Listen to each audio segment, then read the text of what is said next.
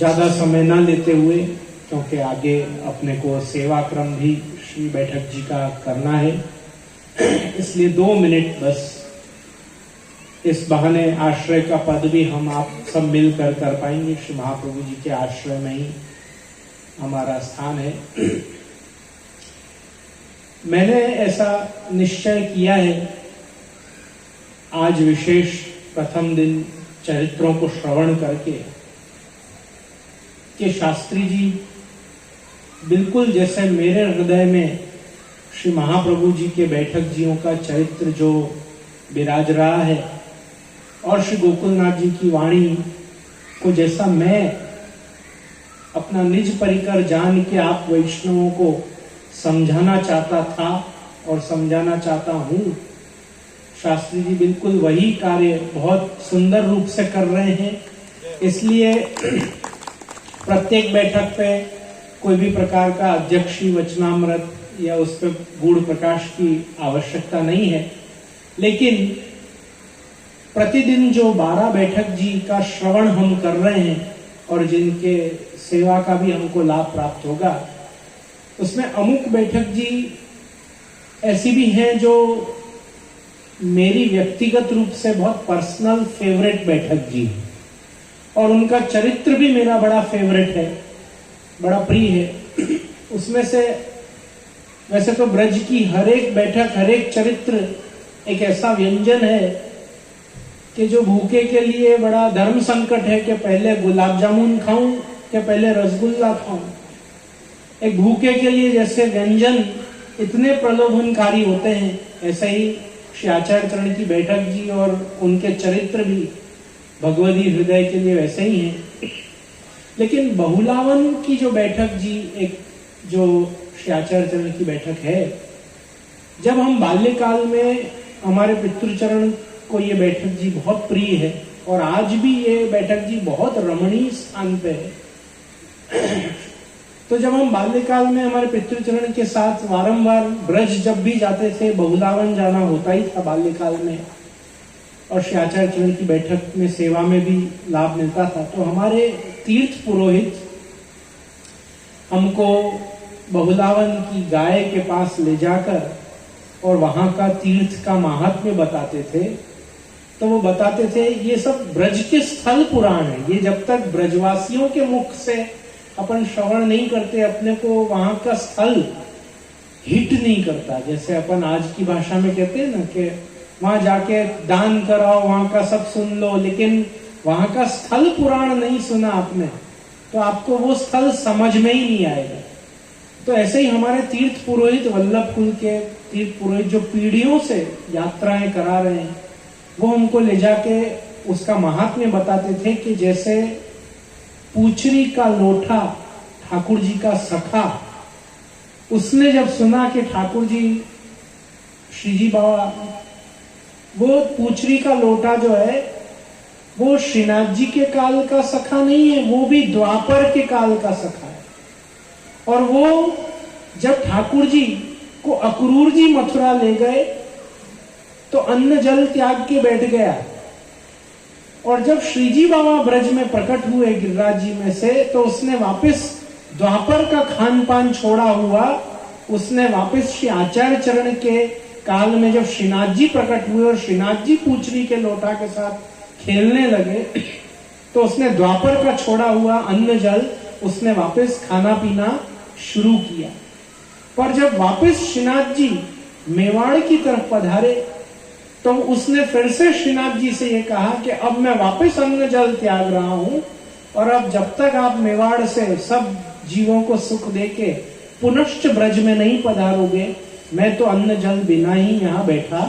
रहूंगा। तो श्रीनाथ जी को उनके सखा ने जैसा प्रेम भरा, इमोशनली कॉर्नर किया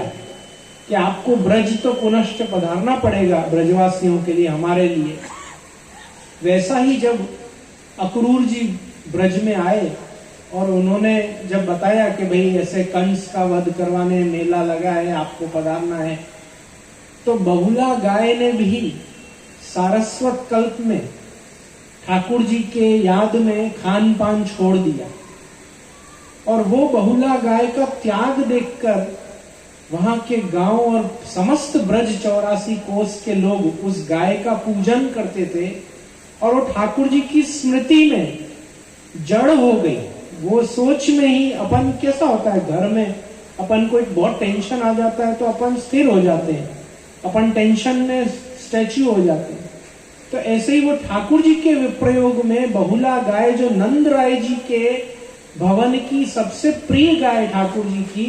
वो ठाकुर जी के ब्रज छोड़ के जाने की खबर मात्र से उसने भी अन्न जल दाना पानी जो त्यागा,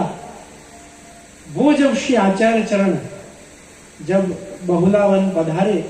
और जब उन्होंने सुना कि बहुला गाय दाना पानी नहीं खाती है इसलिए हाकिम ने उसका पूजन बंद करवा रखा है, ये तो एक मिश है। इस मिश से पुनश्च अपने हाथ से ठाकुर जी ने बहुला गाय को दाना और घास खिलाया, ये वो स्थल है बहुलावन का स्थल। श्री आचार्य चरण के श्रीहस्त से जब उसने वापस खाया तो सारस्वत कल्प का दाना पानी छोड़ा हुआ उनकी प्रिय गाय को उन्होंने सहलाया, उसको प्रेम किया, उसको अपने हाथ से वैसे ही खिलाया। जो गौचारण की लीला आप छोड़ के अक्रूर जी के साथ पधारे, वो पुनश्च श्री आचार्य चरण ने लीला पूरी की। तत्पश्चात यहाँ एक ऐठा पेठा गांव में नारायण सरोवर लक्ष्मी कूप के पास श्री आचार्य चरण ने स्नान ध्यान आदि किया। हमारे दादी जी श्री पूर्णिमा बहू जी, नित्यलीला श्री पूर्णिमा बहू जी, माधवराय जी महाराज श्री के कृपा और अनुग्रह से पेठा गांव में चतुर्भुज जी के मंदिर के पास लक्ष्मी कूप के ही बिल्कुल समीप, क्षीर सागर नारायण सागर जिसको कहते हैं उसके बिल्कुल सामने श्री महाप्रभु जी की संध्या वंदन की बैठक जी को प्रकट करने का सौभाग्य मुझे मिला। और मैंने मेरे बाल्यकाल में मुझसे जो भी रंचक बन पाया, श्री महाप्रभु जी का वहां एक छोटा सा मंदिर बनाया है दादी जी की प्रेरणा से, जो आज भी श्री महाप्रभु जी का स्वरूप और वो मंदिर वहां विराज रहा है। और उसकी पेठा गांव के गांववासी बहुत प्रेम से सेवा करते हैं। अपन श्री महाप्रभु जी की कृपा और प्रेरणा से जब भी अब ब्रज साथ में चलेंगे तो इन सब स्थलों का डिटेल्ड अपन दर्शन और वर्णन श्रवण करेंगे। ये दोनों ही स्थलों पर श्री महाप्रभु जी को विशेष दंडवत पहुंचे और आज के 12 बैठक जी और श्री महाप्रभु जी की अत्र विराजमान समस्त 84 बैठकों में हमारी और आपकी सबकी दंडवत प्रणाम पहुंचे। यही विनती के साथ अपन आश्रय का पद लेंगे। आश्रय के पद के तुरंत बाद अपन आज के 12 बैठक जी को धोती उपरना, जारी चरण स्पर्श आदि का लाभ लेंगे। दृढ़ चरणन केरो भरोसो, दृढ़ चरणन केरो, श्री वल्लभ नख चंद्र छटा बिना, सब जग मांझा देरो भरोसो, दृढ़ चरणन केरो, साधन और नहीं कली में, जासो हो निवेरो, सूर कहा कहे द्विविध अंधरो, बिना मूल को चेरो भरोसो, दृढ़